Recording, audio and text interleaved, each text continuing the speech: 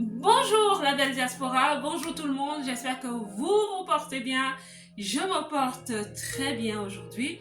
Je me porte très bien aujourd'hui, je dis bien aujourd'hui, après ce qui m'est arrivé, c'est ce que je souhaite partager avec vous. Si tu es nouveau, et je sais qu'il y a des nouveaux, soyez les bienvenus. Mon nom est Marcel Angèle Aboumoïla, je suis coach de vie certifié et depuis 2022, je me suis donné pour humble ambition de motiver, d'encourager, de booster la femme qui vit dans la diaspora. C'est la même qui a pris la ferme décision de réussir sa vie loin de chez elle. Parce que je sais que c'est pas facile de réussir loin de chez soi. Aujourd'hui, l'expérience que je vais partager avec vous n'est pas dans le but de se plaindre, du pays d'accueil ou des locaux ou de quoi que ce soit, non.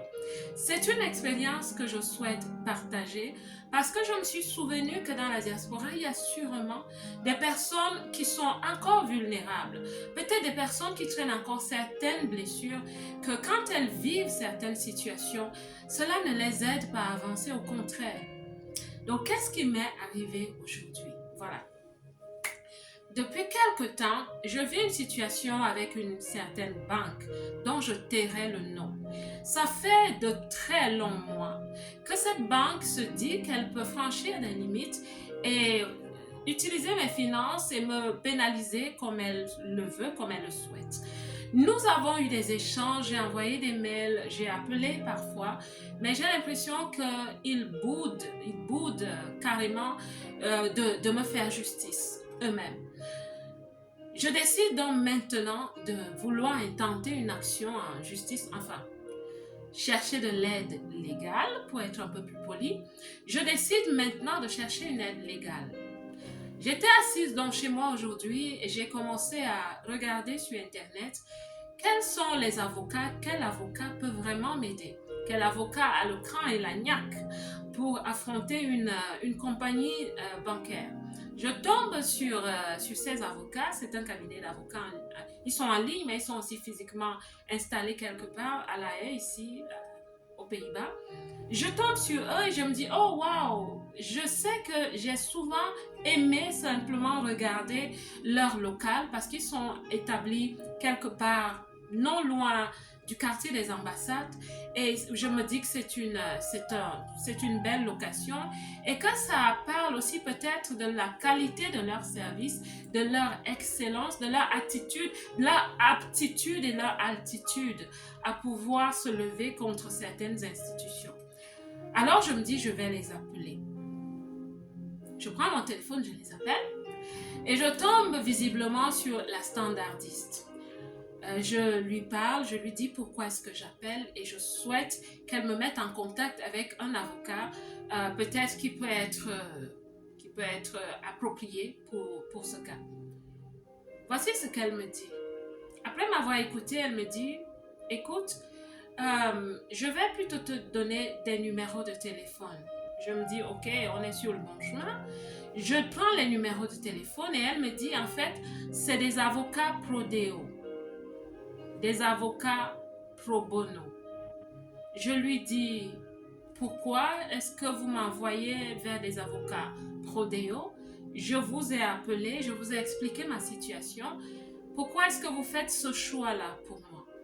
Elle me dit, écoute, je me dis que ça peut être plus avantageux pour vous de les contacter plus tôt. C'est sûr qu'ils peuvent vous aider. Ils savent aussi aider les gens.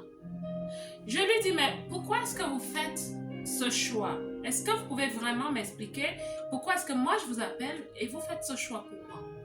Oui, parce que normalement, nos avocats sont payants.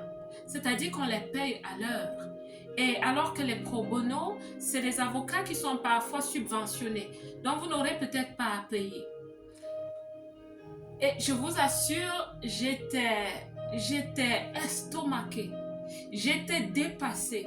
Dites-moi en commentaire si à ce niveau de l'histoire, rien ne revient ensemble. Je veux dire, ça ne vous dit rien. Vous dites que c'est normal. Moi, je ne me suis pas dit que c'est normal. Parce que je les appelle avec un sujet précis. Mais eux, pour quelle raison ils prennent la décision de me rediriger? Je lui dis, madame, je vous appelle. Vous êtes une institution commerciale. C'est un cabinet d'avocats. Ils ont plein d'avocats, j'ai pu le voir en ligne. Franchement, vous vous dites, c'est sûr que le service est de qualité. Et je dis, vous êtes une entreprise commerciale. Pourquoi est-ce que quand un prospect vous appelle, vous le redirigez vers autre chose? Mais pourquoi est-ce que vous faites ça? Est-ce que vous ne voulez pas de clients? Vous êtes surbooké? Non, pas du tout, madame. C'est que moi, je veux vous aider. Elle ne sait pas que plus elle argumentait, plus elle m'irritait en fait. Je lui dis, vous voulez m'aider? Je ne suis pas venue chercher de l'aide.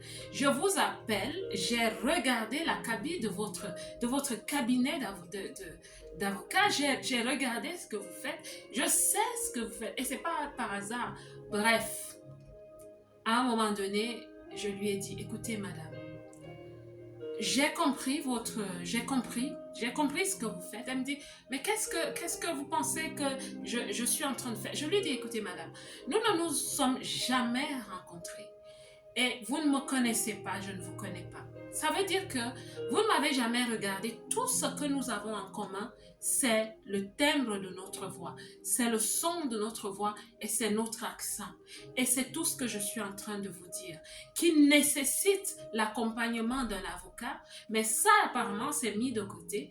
Mais vous utilisez quoi pour juger que j'ai besoin d'aide et j'ai besoin d'être géré par un prodéo? Oh madame, je ne savais pas que j'allais vous blesser, je ne savais pas, je vais vous mettre en connexion, je vais vous transférer l'appel vers un avocat. Je lui dis madame, je ne veux plus. Elle me dit, vous ne voulez plus? Je dis non, je ne veux plus. Parce que nous commençons sur un mauvais pied. Je ne peux pas avancer comme ça. Vous avez créé chez moi des préjugés. Quand j'entrerai en connexion avec votre avocat, j'ai déjà des préjugés. J'ai déjà une perception de votre institution qui n'est sûrement pas la bonne, mais j'ai déjà des préjugés. Et ça m'a vraiment touchée où il ne fallait pas. Et je m'arrête, j'ai tellement de choses à dire. Vous savez, ça fait 23 ans que je vis dans ce pays. C'est un très beau pays. Je vous dirais même que c'est un bon pays. Je dis souvent que c'est le pays où coule le lait et le miel quand vous avez compris comment on s'intègre et comment on collabore. J'ai des familles d'adoption ici qui sont des locaux, des natifs ici. J'ai des bons collègues avec qui j'ai travaillé qui sont restés des amis. Donc ça n'a rien à voir avec ça. C'est juste un individu qui me parle aujourd'hui et qui m'a vraiment mise dans un état qui n'était pas agréable.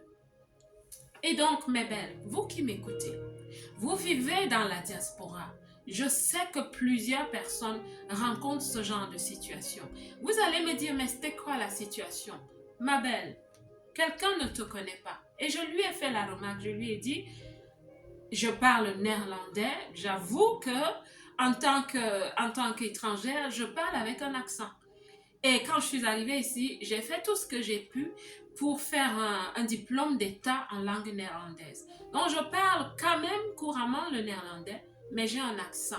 Et je lui ai dit, madame, vous n'avez pas le droit, sans me connaître, de me juger sur mon accent. Parce que disons-nous la vérité, vous comprenez?